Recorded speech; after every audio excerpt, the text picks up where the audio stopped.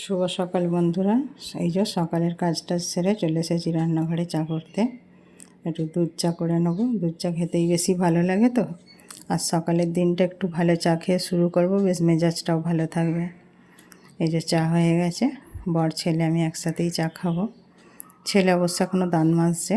এই যে চাপা দিয়ে দেবো ছেলের চাটা, বর আর আমি খেতে বসবো, ও এক্ষুনি এসে যাবে। সে যেন ওরটাও ঘরে নিয়ে চলে এসেছি। এই যে রেখে দিই, এবার চা খেয়ে তো আবার রান্নাঘরে চলে যেতে হবে। নিত্যদিনের ওগুলোই যেমন কাজ মানে একটা অভ্যাসেও পরিণত হয়ে গেছে যে এরপর এইগুলো করতে হবে। মনও বুঝে গেছে যেগুলো আমার দায়িত্বের মধ্যে পড়ছে। অতএব এই যে চা খেয়ে চলে এসেছি রান্নাঘরে। আনাজগুলো আগে কেটে নিচ্ছি, কেটে নিয়ে ধুয়ে নিয়ে তারপরে একেবারে গ্যাস জ্বালে বসাবো, তাড়াতাড়ি করেই হয়ে যাবে। আজ বেশি কিছু তো এখন গরম বলে রান্নাবান্না হচ্ছে না। শীতে যেমন অনেক রকমের সবজি বা খেতে ভালোও লাগে, আর দাঁড়িয়ে দাঁড়িয়ে রান্নাঘরে তো রান্না করতে খুবই ভালো লাগে। এখন গরমকাল, গরমের জন্যে তবুও কালকে একটু বৃষ্টি হয়েছে বলে অল্প গরমটা কম আছে। আর আজকে সকাল থেকেই মাঝে মাঝে মেঘ করছে, দেখা যাক বিকেলের দিক করে কি হয়। এই যে আনাজ কাটছি, আনাজ কেটেই রান্না বসাবো। আজকে বিশেষ কিছু হবে না, এখন তো একটা করেই তরকারি হচ্ছে, ফুলকপি আলু মাছ দিয়ে ঝোল আর কুমড়ো ভাজা করে নেব, এইগুলোই হবে। আর আজকে বিকেলের জন্য কিছু তরকারি বানাবো না, কারণ আজকে বলেছি বিকেলবেলা আলু সিদ্ধ আর ডিম ভাজা দিয়ে পান্তা ভাত খাওয়া হবে।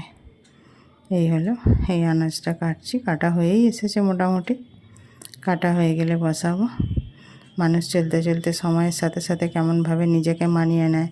আগে যখন স্কুল জীবন ছিল তখন এই সকালে ঘুম থেকে উঠে কোনো দিকে তাকানো নেই, কি কাজ আছে না আছে এইসব দেখা দেখি নিয়ে সব মায়ের দায়িত্ব ছিল। নিজে রেডি হয়ে সেজে গুজে এবার চললুম পড়তে, টিউশন পড়তে যেতাম। সকালবেলা যেহেতু আমাদের সব বাড়ি থেকে দেশে তো একটু দূরে দূরে ছিল, ওই জন্য সাইকেলে করেই পড়তে যেতাম। আর আমি আর আমার পাশে আরও সব বন্ধুরা একসাথে যেতাম। আর তখন তো দেখতাম বউগুলো সব সকালবেলায় পুকুরে জল আনতে এসেছে, একটু দাঁড়িয়ে দাঁড়িয়ে হয়তো রাস্তায় গল্প করছে। আমরা সব বন্ধু বলে বলে হাসাহাসি করতাম যে দেখ না সকালবেলা এদের কোনো খেয়ে কাজ নেই, রোজ এক কাজ। এখন নিজেও সেই রকম পরিণত হয়েছি, নিজের রোজ ওই এক কাজ, ঘর মোছা বাসন মাজা কাপড় কাচা রান্না করা, এই এক কাজ। ভাবি তাই সময়ের সাথে সাথে নিজেকেও সেগুলো কেমন করতে হচ্ছে, আর আজকে ওগুলোকেই ভালো বলে মনে হচ্ছে। তখন মনে হতো যেন কি বেজার, এইসব কাজ আবার করে না কি কেউ, এইরকম একটা ব্যাপার। যাক আনাজ তো কাটা হয়ে গেছে, এই যে এবার বসাবো।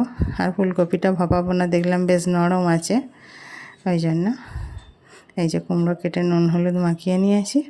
আর মাছ তো কালকে একেবারেই আনা ছিল, অতএব ধুয়ে টুয়ে বেছে রাখা ছিল। এই যে বন্ধুরা দেখুন গরম মশলা করছি, দারচিনিটা আগে একটু কড়াই দিয়ে দিয়েছি, একটু নেড়ে নিয়ে তারপরে এলাচ দেবো, জিরে।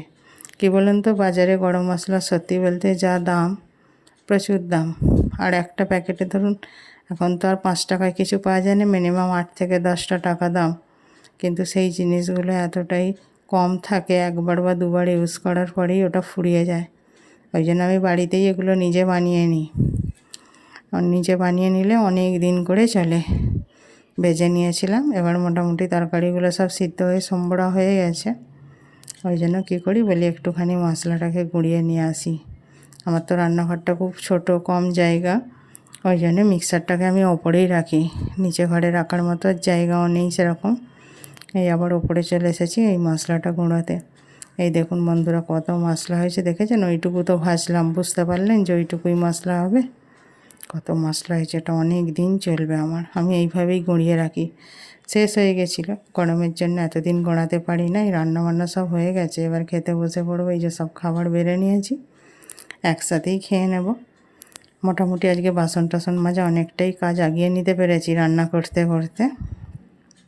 কিন্তু রান্না হয়ে গেলে আবার একবার কি করি, এই ঘরদোরগুলো ঝাঁট দেওয়া, বিছানা ঝাঁট দেওয়া, এগুলো করি। সকালে মোছামুছি করেছি, তবুও তো সবাই ঘরে, এবার বর বেরিয়ে গেল, ছেলেরও চান হয়ে গেছে, ওই জন্য আবার সব এইগুলো একটু করে নিয়ে তারপরে আমি কেচে চান করে নিই। এই যে ঘরটা ঝাঁট দিয়ে নিচ্ছি, বাইরেগুলো ঝাঁট দিয়ে দেবো। টাটা বন্ধুরা, আবার পরে দেখা হবে নেক্সট একটা ব্লগে।